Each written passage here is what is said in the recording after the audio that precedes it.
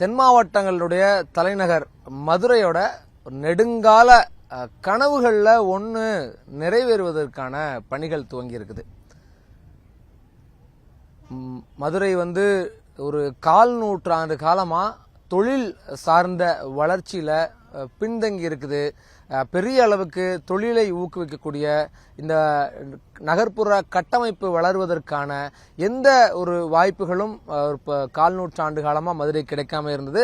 அந்த அப்படி தொடர் இயக்கத்தினுடைய விளைவுகளாகத்தான், அதனுடைய அடுத்த கட்ட நகர்வுகளாகத்தான் எய்ம்ஸ் மருத்துவமனை, மதுரை மெட்ரோ ரயில்வே திட்டம், இப்படி நிறைய திட்டங்கள் வருது. இதுல கிடப்பில் போடப்பட்ட மத்திய அரசு திட்டங்கள் 2-3 இருக்கு. நைஃபர் அப்படி அது ரொம்ப முக்கியமானது.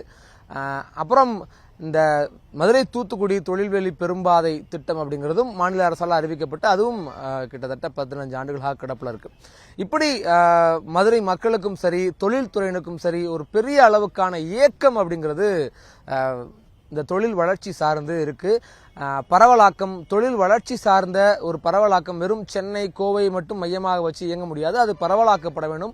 தமிழ்நாட்டினுடைய அனைத்து பிராந்தியங்களுக்கும், முக்கியமாக மதுரைங்கிறது தென் மாவட்டங்களுடைய தலைநகரமாக இருக்குது. இப்படியான சூழ்நிலையில தான் மதுரைக்கு இந்த பெரிய இயக்கங்களோடு இருக்கக்கூடியவங்களுக்கு தொழில்துறையில மிக முக்கியமா, அதுவும் ஐடி துறையில அவங்களுடைய அந்த இயக்கங்கள்ல ஒரு சின்ன அளவை நிறைவேற்றுற நோக்கத்துல தான் கடந்த 2022 செப்டம்பர்ல முதலமைச்சர் மு.க.ஸ்டாலின் ஒரு முக்கியமான அறிவிப்பு வெளியிட்டார். அது மதுரையில மாட்டுத்தாவணி பேருந்து நிலையத்துக்கு பக்கத்துல 10 ஏக்கர்ல பிரம்மாண்டமாக ஒரு டைடல் நிறுவனமும் மதுரை மாநகராட்சியும் இணைந்து, மாநகராட்சியினுடைய இடத்துல டைடல் நிறுவனம் கட்டடம் கட்டுது.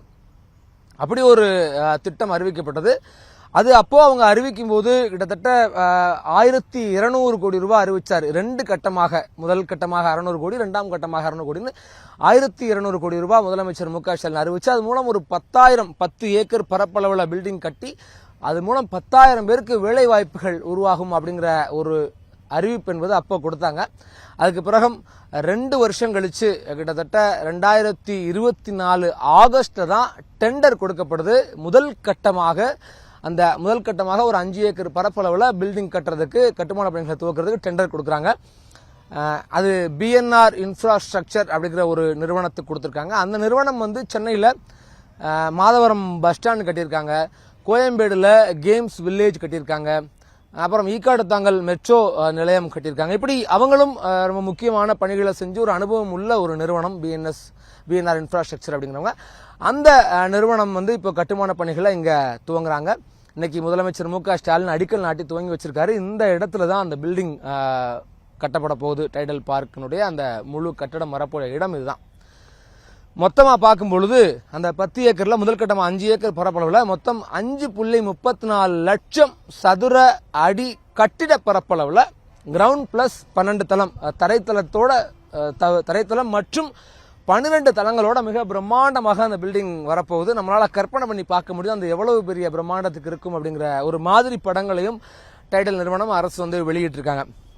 இதுல இன்னொரு முக்கியமா நம்ம கவனிக்க வேண்டியது என்னன்னா, டைடல் பார்க்க பொறுத்த வரைக்கும் இருக்கக்கூடிய முக்கியமான அம்சம் என்னன்னா, முழு இன்ஃப்ராஸ்ட்ரக்சரும், முழு உட்கட்டமைப்பு வசதிகளும் டைடல் நிறுவனம் செஞ்சு தயாரா வச்சிருக்கோம். அந்த பில்டிங்ல யாரு வேணா எந்த நிறுவனம் வேணா இந்த இடத்துல அவங்க தொழில் துவங்கி, அவங்க அலுவலகத்தை துவங்கி நடத்திக்கிற முடியும். அப்படி ஒரு வசதி உள்ளது டைடல் நிறுவனம்.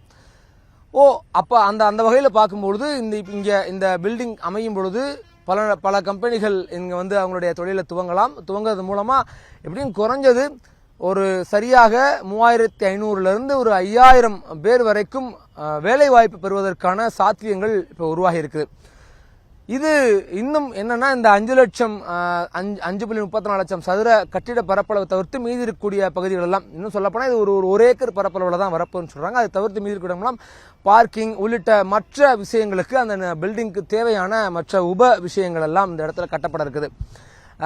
இந்த பில்டிங் வரும்போது என்னென்ன சாத்தியங்கள், என்ன மாதிரியான தொழில் வளர்ச்சி மதுரைக்கு இருக்கும் அப்படின்னா, இந்த இடம் இந்த பார்க் கட்டக்கூடிய இடம் தான் ரொம்ப முக்கியமானது. அது மாட்டுத்தாவணி வந்து இன்னைக்கு மதுரையினுடைய ஒரு வாசல். சென்னையிலிருந்து வட மாவட்டங்கள்லேருந்து சென்னை, திருச்சி இப்படி போன்ற மாவட்டங்கள்லேருந்து உள்ள வர்றாங்க அப்படின்னா, மதுரைக்குள்ள வர்றாங்கன்னா அதனுடைய வாசல் மாட்டுத்தாவணியை கடந்தா நகரத்துக்குள்ள வர முடியும். அப்படி ஒரு முக்கியமான இடம் இது. இந்த இடத்துல இப்படி ஒரு பார்க் அமைகிறது அப்படிங்கிறது பெரிய அளவுக்கு தொழில் சார்ந்து இந்த இடம் வளரும். இன்னும் இதை மையமா வச்சு வெவ்வேறு நிறுவனங்கள் இந்த இடத்தை சுத்தி வரக்கூடும். இது இன்னும் அதிகமான நடமாட்டம் அல்லது போக்குவரத்து அதிகரிக்கக்கூடிய ஒரு இடமாக மாறும். அதனாலதான் இன்னொரு முக்கியமான விஷயம், இந்த வழித்தடங்கள்ல மதுரையில மெட்ரோ திட்டம் அறிவிக்கப்பட்டு அதுக்கான டிபிஆர் எல்லாம் மத்திய அரசினுடைய ஒப்புதலுக்காக காத்திருக்கு. அதனால மெட்ரோ திட்டம் திருமங்கலத்திலிருந்து ஒத்தக்கடை வரை போகக்கூடிய மெட்ரோ திட்டம் இந்த வழியாகத்தான் பயணிக்குது. அப்போ இந்த டைடல், மெட்ரோ இதெல்லாம் சேர்ந்து வரும் பொழுது மதுரையினுடைய முகமே மாறுவதற்கான வாய்ப்புகளை இந்த சூழல் உருவாக்கும் அப்படின்னு பெரிய அளவுக்கு மக்கள் நம்புறாங்க, தொழில்துறையும் நம்புறாங்க. இதுல இன்னொரு முக்கியமான அம்சம் என்னன்னா, இந்த திட்டம் அறிவிக்கும் போது 600 கோடி அறிவிச்சாங்க முதலமைச்சர். முதல் கட்டமாக 600 கோடி அப்படின்னு அறிவிக்கிறாங்க. அந்த 600 கோடி அப்படிங்கிறது நிதி குறைக்கப்படுது. அது பட்ஜெட் இல்லை அப்படின்னு இங்க இருக்கக்கூடிய கான்ட்ராக்டர் மற்றும் அரசு தரப்புல இருக்கக்கூடிய நிர்வாகிகள், அதிகாரிகள் சொல்றாங்க.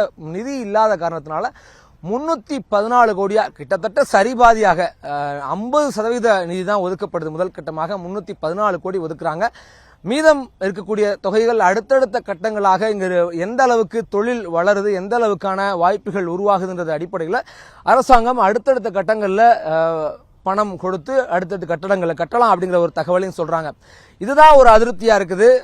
மதுரையில் இருக்கக்கூடிய ஐடி துறை சார்ந்த வல்லுநர்கள், தொழில்துறை மேல பெரிய எதிர்பார்ப்போட தொழில்துறை சார்ந்த பிரமுகர்களுக்கு பெரிய அதிருப்தியை கொடுக்கக்கூடியது.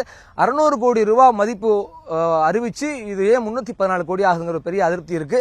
ஆனா இந்த இடத்துல இந்த கட்டடம் கட்டப்பட்டு பெரிய அளவுக்கான வளர்ச்சிகளையும் வாய்ப்புகளையும் உருவாக்கும் போது கூடுதல் நிதியோ அடுத்தடுத்த கட்டங்கள் நிதியும் ஒதுக்கப்படலாம் அப்படிங்கிற ஒரு எதிர்பார்ப்பும் இருக்கு.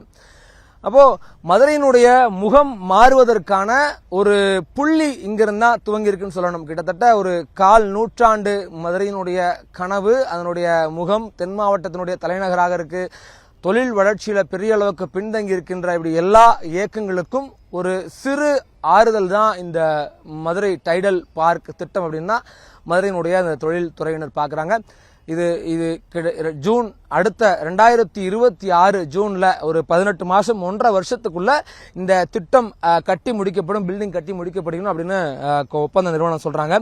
இவங்களோட சேர்ந்து இந்த டாடா கன்சல்டன்சியும் இணைஞ்சு அவங்க தான் அந்த ப்ராஜெக்ட் மேனேஜ்மெண்ட் கன்சல்டேஷன், இதுக்கான திட்ட வடிவமைப்பு, வேற இவங்களுக்கு தேவையான ஆலோசனைகள் எல்லாம் அவங்க தான் கொடுக்குறாங்க. ஆக இது ஒரு நம்மளால கற்பனை பண்ணி பார்க்க முடியுது. இங்க இருந்து பின்னால பெரிய அளவுக்கு அந்த கட்டுமானத்துக்கான குழி தோண்டியிருக்காங்க அடித்தளத்துக்கு. இமேஜின் பண்ணி பாருங்க, இப்படி தலைக்கு மேல ஒரு 12 தளம் வானுயர அப்படி ஒரு கட்டடம் உருவாகி வரப்போறத கற்பனை பண்ணி பார்க்க முடியுது. கற்பனை பண்ணி பார்க்கும்போது அடிப்படையில் ஒரு மதுரையை சேர்ந்தவங்களாக மதுரையினுடைய தொழிலை பெரிய அளவுக்கு எதிர்பார்க்கக்கூடியவங்களுக்காக இது ஒரு உணர்ச்சிவயமான இன்னொரு தருணம் அப்படின்னு தான் நம்ம சொல்ல வேண்டியது இருக்குது. அது மதுரை மாவட்டத்துக்கு இந்த ஐடி பூங்கா வர்றது நல்லதுதான். ஆனா இது மட்டுமே பத்தாது. மதுரை மாவட்டத்துக்கு தொழில் நகரம், அது தொழில் நிறைய வரணும், தொழில் பேட்டைகள் வரணும், நிறைய இண்டஸ்ட்ரியல் இது அதிகமா இருக்கணும். மெயினா இங்கிருந்து மக்கள் பூராமே கோயம்புத்தூர், திருப்பூர், சென்னை அப்படின்னு வேலைக்காக மதுரை மாவட்டத்தை சேர்ந்தவங்க நிறைய பேர் வெளியில போறாங்க. அப்படி இல்லாம இங்கேயே இருக்கிறவங்களுக்கான வேலை வாய்ப்புகளை உருவாக்குவதற்கு தொழிற்சாலைகளை இன்னும் கூடுதலா கொண்டு வரணும். அதான் கேட்டுக்கிறேன். அவ்வளவுதான். மதுரை சார்ந்து பெரிய நெடுங்காலமா அவங்களுக்கு தொழில் சார்ந்த தேவைகள் இருக்கு, கனவுகள் இருக்கு, நிறைய இருக்கு. இப்போ இப்படி ஒரு பார்க் வர்றதுனால என்ன மாதிரியான வாய்ப்புகள்லாம் இருக்கும் அப்படின்னு நினைக்கிறீங்க? ஐடி பார்க் வர்றதுனால வாய்ப்புகள் இருக்குன்னா இல்லைன்னு சொல்ல மறுக்கல. ஆனா அது ஒரு கொஞ்சமா ஒரு படிச்சு ஒரு லெவல்ல இருக்கிறவங்களுக்கானது தானே ஒழிய கொஞ்சம் படிப்பு கம்மியா இருக்கிறவங்களுக்கு அவங்களுக்கான தொழிற்சாலைகள் ரொம்ப முக்கியம். எல்லாருமே படிச்சு ஐடிக்கு போயிடுறது இல்ல. அதுக்கும் பிலோவா இருக்கிற டிப்ளமோ, ஐடி இந்த மாதிரி நிறைய படிச்சிருக்காங்க, பாலிடெக்னிக் படிக்கிறாங்க. அவங்களுக்கான வேலை வாய்ப்புகளும் தொழிற்சாலைகள் இருக்கணும். தொழிற்சாலைகள் இருந்தா அதிகமானா மட்டும்தான் அவங்களையும் பூர்த்தி பண்ணணும். படிச்சவங்களாம கொஞ்சம் படிப்பு கம்மியா இருந்தாலும் என்னென்ன அந்தந்த படிப்புக்கு தகுதியான வேலை வாய்ப்புகள் உருவாகணும். அதான் ரொம்ப முக்கியம். இது வர்றதை எப்படி பாக்குறீங்க? இப்படி வரும்போது உங்களுக்கு எவ்வளவு திருப்தியா இருக்குன்னு நினைக்கிறீங்க? இல்ல வர்றது சந்தோஷம் தான். ஆனா இது மட்டும் பத்தாது. ஐடி பார்க் மட்டும் பத்தாது. தொழிற்சாலைகள், இண்டஸ்ட்ரியல்ஸ் நிறைய வேணும். அதன் மூலமா தான் உற்பத்தி அதிகரிக்கும், பணப்புழக்கம் அதிகமாகும், இங்கே இருக்க மக்களுடைய வாழ்வாதாரம் கொஞ்சம் டெவலப் ஆகும். நியூஸ் 18 செய்திகளுக்காக ஒளிப்பதிவாளர் பிரபாகருடன் வெற்றி.